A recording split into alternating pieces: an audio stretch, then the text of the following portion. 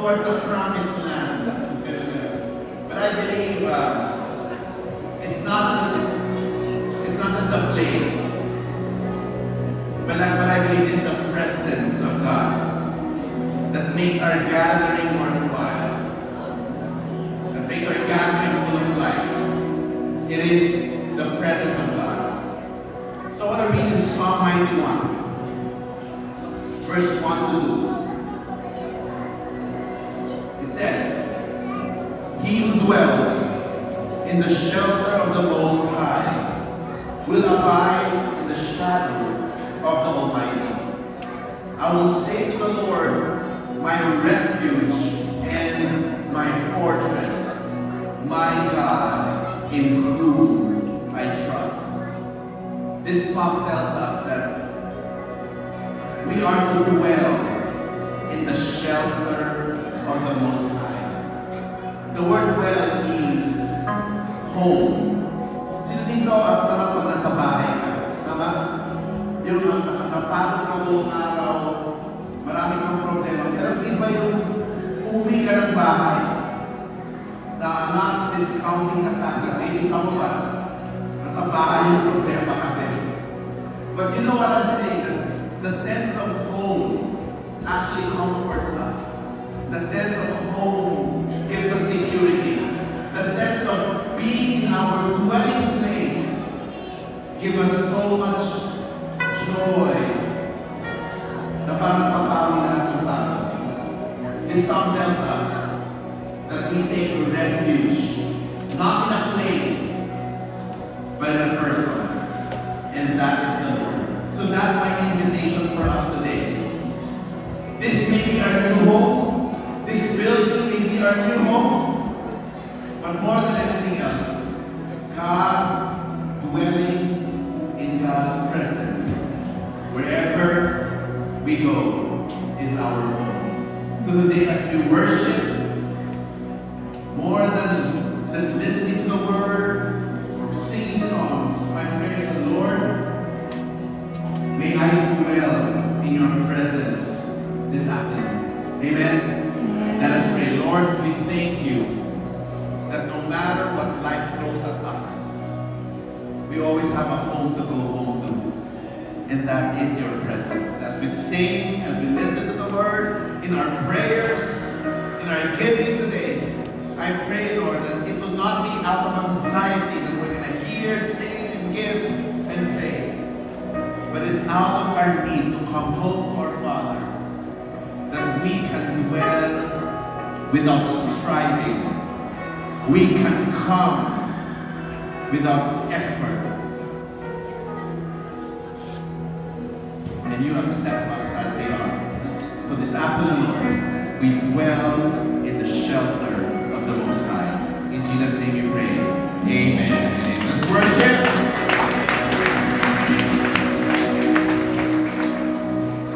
You know what's God's purpose? To pursue His mission and to pursue His holiness. This is what we can learn in this verse. In light of the resurrection of Christ, which we believe in, we pursue His mission and we pursue His holiness. Because we believe right belief informs how we live. So let's dive in. Habang incorrect Pastor Chris. Lord, in light of my belief should inform how I live. And if Jesus rose from the dead, then even there are times that I don't feel victory. Alam ko may victory na, but when I don't feel it, when the reality sometimes tells you na parang wala akong victory, what do? I continue to pursue His purpose in my life. Holiness. Not to go on sinning, at the same time, to do His mission, to be involved in what He's doing, to preach the gospel. So let's pray, Lord. Let's pray today. If you are here today and, Lord, I need your grace in both areas to honor you and also in my involvement in your mission. Let's just pray a prayer to the Lord. Let's just be humble before Him. I'll not ask you to raise your hand, but you know who you are. This takes time. Holy Spirit, search our hearts today. While we are in the already but not yet, I pray we will not be that kind of people who believe the resurrection, and yet our lives is not aligned to your purposes. Lord, it's our prayer. Align our hearts today. Lord, this is not just what we do. Honoring you and taking part in your mission is a result of what you have done and who you are. You died for our sins and rose again. May this reality, Holy Spirit, minister to our hearts today. Even to those who are discouraged in their walk with God, Holy Spirit, minister to us that the reality of our belief will permeate our lives, and as a result, we will respond to do your purpose. Lord, forgive us if we have lived our lives for ourselves only, for our pleasure, for our own giginhawa lang namin. But today, Lord, just like Polycarp, just like Leah, we pray that we will be a people who will live our lives for your purpose. Make us like that today, only by your grace. In Jesus' name, all God's people say, Amen. Amen. God praise. Welcome back to my YouTube channel. Ayan, so medyo naiiba yung format ng vlogging ko, pero mas bet ko naman din siya. And sad to say, wala pa kasi kaming church for kid right now kasi nga inaayos din talaga, and kung mapapansin nyo, nailipat yung church namin sa ibang building. So for sure maninibago kayo. And since pinapakita ko sa inyo every time na nagsiservice talaga ako. Anyway, ayan, at nung vlog na to ay magaganap ang ating laboratory. So, grabe kasi talaga, grabe ang happenings in my life, in our life, lalo na this past 2 weeks. Hindi talaga madali, pero alam niyo yon, as much as possible, ayoko talagang mag-share sa inyo ng mga negative energy o kaya mga negative vibes. Pero since na-share ko naman sa inyo yung journey ng hyperthyroidism natin, so patuloy siya, patuloy ko kayong ina-update. And pasensya na kung laki ng pinagbago ng physical appearance ko. Alam ko naman na gain weight ako, so medyo lumaki yung mukha ko. Pero still the same, di pa rin pantay yung eyes ko. And sa mga nagsasabi na laging napapansin yung mata ko, okay lang. Pero kasi Ben, yung mga last 2 weeks na to, medyo na-off ako. Parang hindi ako offended or pag sinasabihan. Sa sarili ko lang naman. Sa sarili ko ako naiinis. Hindi naman sa ibang tao na nagsasabi na, yung mata mo, ganito, ganyan. Siyempre, kailangan ko kasi i-accept yung fact na malaki talaga yung changes sa physical appearance ko. Although gumagaling tayo, and hindi ko pa sure kung patuloy ang ating paggaling dahil nga lalabas pa lang naman ang resulta. And bago pa mangyari yon, hindi pa ako tapos sa journey ng sakit ko, is na-hospital si Gab. And for sure, napanood niyo yun nung nasugod ko siya sa emergency room. And walang sawang pagpipray na sana maging okay na din siya kasi isang linggo din siyang may medicine. So, isang linggong gamutan siya ang mangyayari sa kanya. Ayun. Nililook forward ko kasi hindi naging biro ang expenses ko this month. So, wala akong ibang winish kundi makarelease na ng medical fit to work.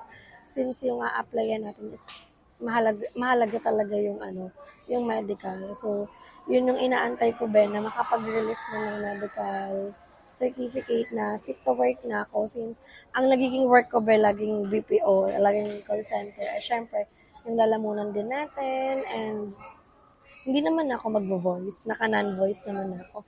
Pero nililook forward ko pa rin naman na makahanap pa din ng ibang work. Pero syempre, mahalaga pa din yung medicine. Kailangan pa din yung medical pala ba, hindi medicine. Mahalaga pa din yung medical. So, sana maging maayos na siya. And excited naman ako. Hindi magpapatigil ang buhay natin itong mga nangyayari sa buhay natin. Hindi to magpapastop para sumuko ako in life. Especially, I have gab-gab, diba? Hindi ako pwedeng sumuko. And kahit na nasa stage na siya na super duper kulit, baka mas pipiliin ko na lang na maging makulit yung anak ko kaysa maging sakitin siya. Kasi, sobrang na-paranoid ako, sobrang stress talaga ako nung na-hospital siya. Grabe. And kung pwede ko lang tunin lahat ng sakit na nararamdaman, ako na lang, wag na yung anak ko kasi kaya ko tiisin lang lahat ng yun. Pero hindi ko kayang tiisin na makita yung anak kong nahihirap. Sobrang calm ng vlog na to. I love it. Sobrang chill, diba? So, nandito ako. Nagstay ako after kong mag-service kasi mag-upload ako. So, for sure, makikita nyo to or mapapanood nyo to in another day. Since nag-grind nga ako ulit. Kasi, ang hirap din naman mag-vlog nang di ka okay. Hindi ko naman pinipressure yung sarili ko na kahit kailangan ko ma-pressure kasi ang daming gastusin. Pero mas mahirap magtrabaho pag hindi ka okay talaga. Kaya, alam mo yun, inaano ko talaga yung energy ko na maging okay ako, diba? So, iayusin ko lang yung description, yung infos doon sa i-upload ko para ma-public ko siya since na siya, 6:35 na be. Kailangan ka na umuwi kasi iinom din ng gamot yung anak ko. So, balitaan ko kayo sa next na mangyayari dahil masasama ko naman kayo sa journey ng ating laboratory again and again. And nabisi kasi ako sa pag-gym. So, makikita niyo yan lahat dito sa vlog na to. So, i-update ko kayo once na magpapa-laboratory na tayo. Our hearts beat to the city streets. We began to feel the fire. We rise like tall buildings as the chemicals they take us higher. The night's young and it's just begun as she puts her hand in mine.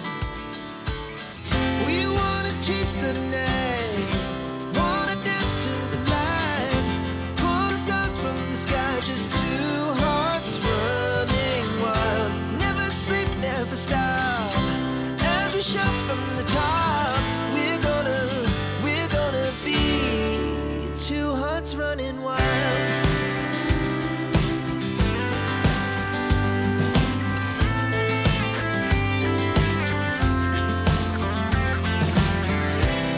Now the morning is the afternoon. We lay awake in bed. The laughs so loud as the hours pass. We're gonna do it all again. We wanna chase the night, wanna dance to the light, pull the stars from the sky, just two hearts running wild. Never sleep, never stop, as we shout from the top. We're gonna be, we're gonna be two hearts. Bakit nagpakamot? Tapos na ako mag-vlog eh. Tapos na ako mag-film. Tapos ngayon, ilalagay ko na siya sa editing app ko. Walang sounds. Ano to? Paano ko ulitin yung mga sinabi ko? Nakakainis. May mic ako. Hindi ko alam bakit walang sounds. Baka sa AirPods ko nakakonect. Pero ngayon, chinek ko na. Bago ako mag-film, mic check ako. Tapos, nakita ko may sounds. Pag wala pa rin sounds after ko na ito mag-vlog, itigil na to. Huwag na mag-vlog. Ganon. Nakakainis. Anyway, tapos na po ang ating laboratory. Naganap na po siya today. And kung mapapansin niyo yung background ko na sa gym. Kasi after ko mag-gym ako, buhay ko na. Kasi pinipilit kong i-recap kung ano yung sinabi ko kanina sa isang clip. Almost 8 minutes yun, Hindi ko alam kung paano ko siya sasabihin ulit. Nakakainis. Naiinis kay self. Anyway, yun. Tapos na siya and dito ako sa gym, dito ako dumiretso since nagbago talaga yung lifestyle ko, naging buhay ko din yung pag-gym. Kasi, wala, kailangan ko to eh. Hindi lang naman to para magpa-sexy ako or what. Ginagawa ko to para sa immune system ko. Ginagawa ko to para sa lifestyle na kailangan ko since kailangan ko talaga ng exercise and ang laki din talaga ng pinagbago. Hindi ako nagsalamin ngayon kasi more on naman ang sinasabi kong physical appearance na nagbago sa akin is yung eyes ko.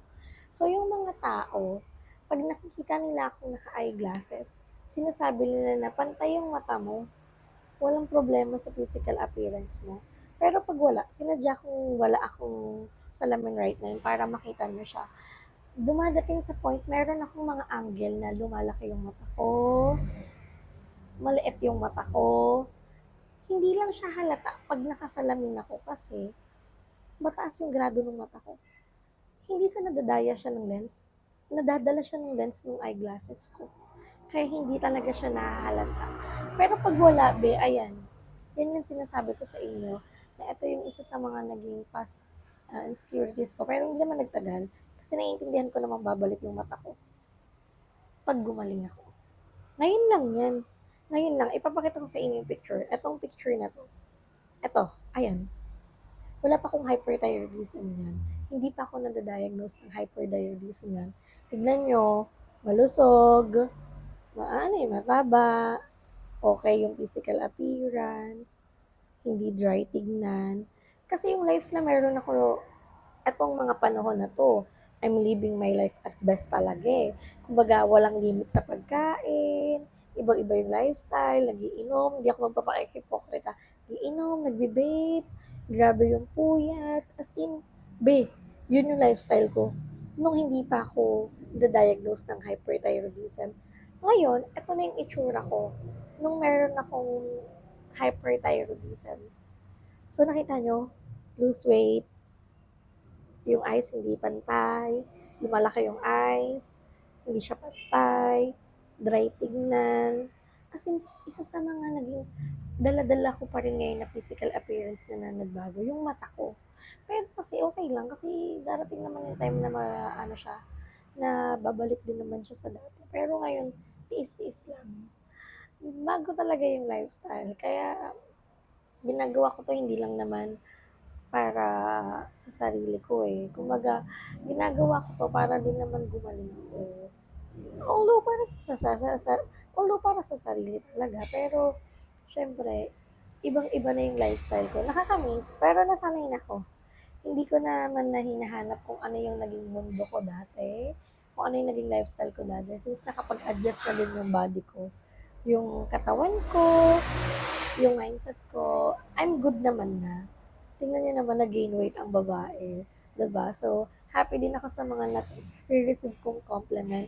I mean, hindi ko yan kailangan, pero Ben, sarap sa puso pag nakakarinig ako ng mga compliment talaga na para bang compliments. Kasi parang, hala, ang taba mo na, hala, laki ng mukha mo, hala, hindi ka na mukhang may sakit.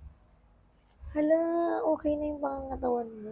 Na parang, hala, nakikita ng mga tao yung progress. It's really big impact to me talaga. Kasi nga, binababody shame kasi ako. Totoo. Na, hindi naman sa nabubuli, pero nababody shame ako. Lalo na nung sobrang payat ko. Eh ngayon, tingnan mo naman, yung braso niyan, yung mukha niyan, tingnan mo naman, oh. Luwang-luwo ang face. Diba? Pero, okay lang yun. So, hindi ko lang na-share sa inyo yung mismong kinukuhanan ako ng dugo. Pero, ayun, natapos na din naman siya. And, so proud of myself. Ang galing-galing mo.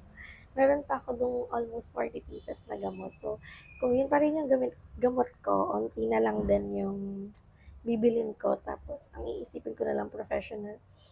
Doc, tapos na. Nakasurvive tayo ng April. Ang galing. Grabe. Nakaka-amaze. Sobrang galing. Hindi man ako nakapag-upload na itong mga April. Pero babawi ako sa inyo. Sadyang may mga moments lang na stress. Hospital yung anak ko, na-drain ako. Hindi ako okay. Naging coping mechanism ko din kasi pag-GM. So, ang hirap. And hindi din madali maging isang content creator kasi syempre iisipin mo yung mga content mo, may mga content din na ang hirap na wala kang ilalabas na pera kasi parang ka din nagbi-business naman sa pag nagba-vlog. Kung ano man yung nagagastos mo, it's either babalik yan sa'yo or sobra pa or hindi man babalik, hindi man babalik ng full. I mean, may kikitain ka pa din. 'Di ba? Etong mga paupo-upo ko, be, hindi lang to free. Bayad ako ng membership ng gym. Kanina yung laboratory ko kanina.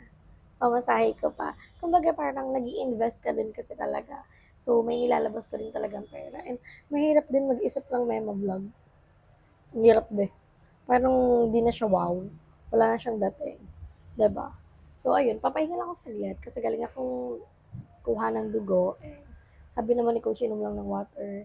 Pahinga ka lang. Take your time. And pag kaya mo na, wala kang nararamdamang hilo, pwede ka na mag-start. 'Di ba?